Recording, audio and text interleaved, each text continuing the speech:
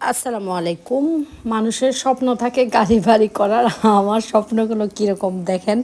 আমার ইচ্ছে মানে কদিন আগে থেকেই আমার ইচ্ছে হয়েছিল যে আমি একদম বেটে তারপরে হচ্ছে মশলা দিয়ে আমি হাঁসের মাংস রান্না করব। যেহেতু ব্রয়লার মুরগি রান্না করেছি এত মজা হয়েছে, তাহলে হাঁসের মাংসটা কত মজা হবে। তো প্রথমে আমাদের এখানে দেখেছিলাম, আমাদের এখানে বলছিল 650 টাকা করে কেজি। আসলে হচ্ছে আমি একদম রেলগেটের ওখানে একটা বাজার আছে, ওখানে হচ্ছে একদম সস্তা 450 টাকা, তারপরে 500 টাকা বা 550 টাকা এর ভিতরেই নেয়। কিন্তু আমাদের এখানে এত দাম কেন বলছিল আসলে আমি জানি না।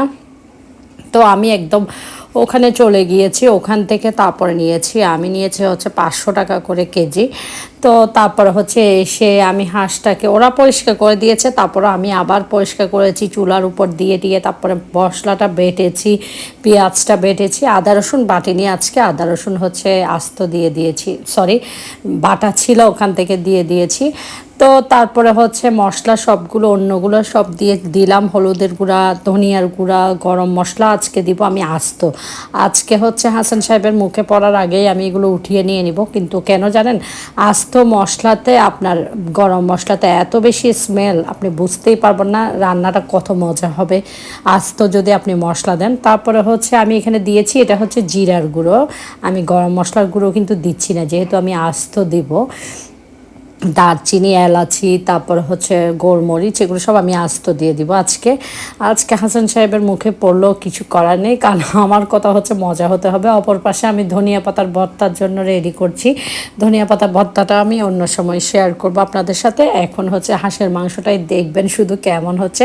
তো পানি হচ্ছে মাখানোর সময় যেগুলো একটু ছিল ওইটাই, আর হচ্ছে কোনো পানি টানি আরেকবার সরি আবার শুকিয়ে ফেলেছি একদম, আবার সেদ্ধ হওয়ার জন্য ভালো করে আবার একটু পানি দিয়েছি। বাটা মশলার তরকারি, আসলে আগের যুগের মানুষরাই সব কিছু মজা মজা সব খেয়ে ফেলেছে। এই তো একদম শুকিয়ে ফেলেছি, দেখতেই পাচ্ছেন তেলগুলো সব বের হয়ে গিয়েছে। হাঁসের মধ্যেও তেল থাকে, আমি তেল এত বেশি দিইনি, কারণ হাঁস থেকে বের হবে সেই যে চামড়ার থেকে তেল বের হয়।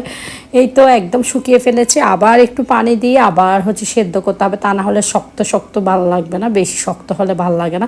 আবার অতিরিক্ত গলা গলা কতগুলো ছোট ছোট হাঁস, ওগুলোও কিন্তু ভালো লাগে না। তো এই তো বাটা মশলা তো বলতেছিলাম যে আগের যুগের মানুষরা যে এত মজার মজার খাবার খেয়েছে, আমি এখন বুঝতে পারতেছি যে মানে বেটে যখন রান্না করেছি টেস্টটা এত ভালো এবং দেখতেও সুন্দর, খেতেও মজা। যাই হোক, আপনারা একবার হলেও ট্রাই করে দেখবেন। এবং আরও একটা আপু বলেছিল উনি নাকি সবসময় বেটে রান্না করে। তো আমি এখন আপনাদের সাথে দেখাবো ফাইনাল লুকটা কেমন হয়েছে। অবশ্যই জানাবেন, ভালো লাগলে শেয়ার করবেন। আসসালামু আলাইকুম।